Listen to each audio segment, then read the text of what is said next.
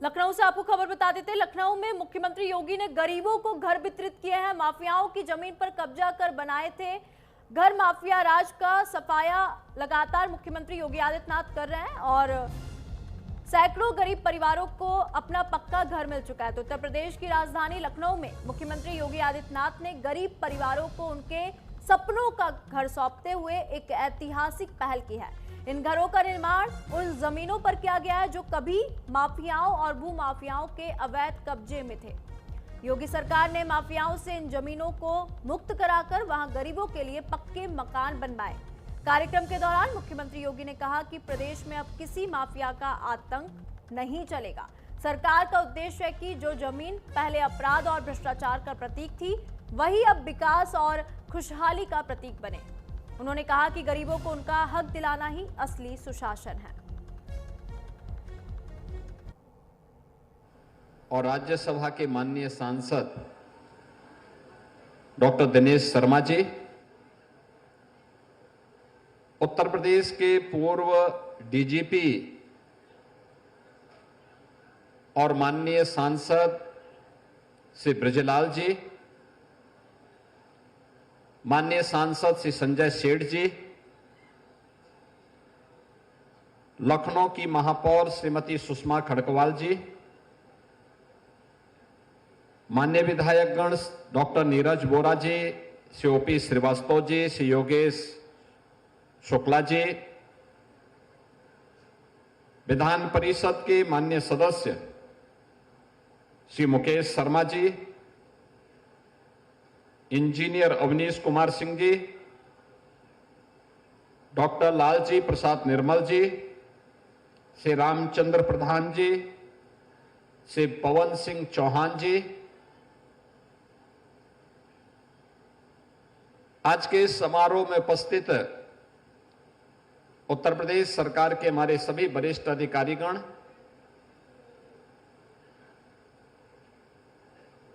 आवास विभाग, लखनऊ विकास प्राधिकरण से जुड़े हुए सभी अन्य वरिष्ठ अधिकारीगण, सम्मानित अतिथिगण और उपस्थित बहनों और भाइयों, आज कार्तिक पूर्णिमा का पावन पर्व है और इस पर्व पर मुझे लखनऊ में इन जरूरतमंदों को प्रधानमंत्री मोदी जी के विजन के अनुरूप एक एक आवास उपलब्ध करवाने का सौभाग्य प्राप्त हो रहा है। मैं कार्तिक पूर्णिमा की पूरे प्रदेश वासियों को हृदय से बधाई देते हुए, जो लाखों की संख्या में श्रद्धालु अलग अलग नदियों में, सरोवरों में स्नान कर रहे हैं, गढ़मुक्तेश्वर में, टिगरी में, सुखतीर्थ में, बदायूं में, प्रयागराज में, काशी, अयोध्या और अन्य सभी पवित्र नदियों में लाखों की संख्या में श्रद्धालु आज स्नान करके पुण्य का भागीदार बन रहा है। और ये मेरा सौभाग्य है कि मैं इस अवसर पर लखनऊ में एक कुख्यात माफिया से खाली कराई गई भूमि पर इन लाभार्थियों को आवास आवंटन के कार्यक्रम के साथ जुड़ रहा हूं। मैं प्रदेशवासियों को कार्तिक पूर्णिमा की और आवास प्राप्त करने वाले सभी उत्तर प्रदेश के नागरिकों को हृदय से बधाई देता हूं, अपनी शुभकामनाएं देता हूं। आज का ये कार्यक्रम केवल एक कार्यक्रम नहीं है, यह अपने आप में एक संदेश भी है कि अगर किसी गरीब की, किसी व्यापारी की,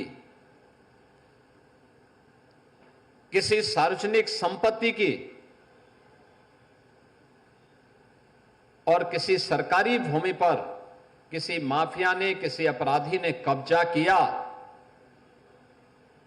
तो उसका यही हाल होगा जो यहां पर हम लोगों ने किया है और वही हाल होगा जो प्रयागराज में इससे पहले हम लोगों ने किया है।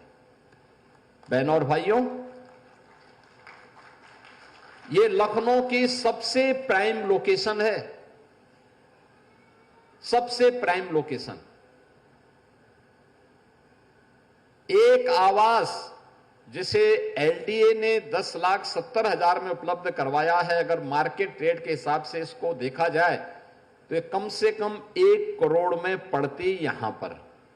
लेकिन रियायत करते हुए मेरी इच्छा थी कि जब माफिया से खाली करवाएंगे तो माफिया से खाली कराने के बाद हम इस लैंड पर गरीबों का आसियाना बनाएंगे, क्योंकि माफिया से खाली होगी तो गरीब का आसियाना ही उसमें बनना चाहिए। और ये उन लोगों के लिए भी संदेश है जो लोग माफिया को अपना शागिर्द बनाते हैं। उनकी कब्र में जाकर के फतिया पढ़ते हैं, उन माफिया को गले लगा करके गरीबों का शोषण करते हैं या करवाते रहे हैं। अब उत्तर प्रदेश तो नहीं कर पाए, उत्तर प्रदेश की जनता तो उनकी असलियत समझ चुकी है, इसलिए उनको जवाब देती है। लेकिन ये सभी जगहों के लिए बराबर लागू होता है। ये माफिया किसी के नहीं है, ये पेशेवर अपराधी किसी के नहीं है। ये हर गरीब का शोषण करते हैं, ये हर व्यापारी का अपहरण करके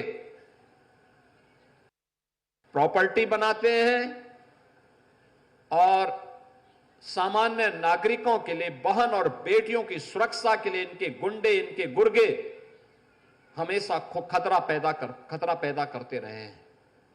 और इसीलिए जब 2017 में आदरणीय प्रधानमंत्री जी ने मुझे उत्तर प्रदेश में सेवा का अवसर दिया तो हमने पहले दिन ही तय किया था कि उत्तर प्रदेश की जो छवि है इसको बदलना है।